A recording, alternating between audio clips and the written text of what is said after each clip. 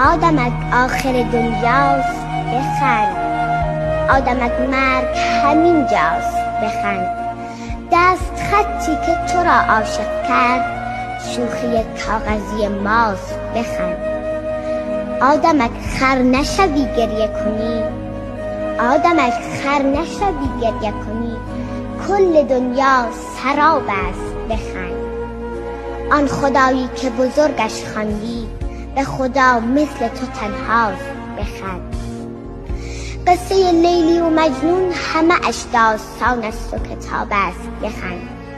شرح دلتنگی و درد دیگران است بخند. آدمک نغمه آغاز نخوان، به خدا آخر دنیاست بخند.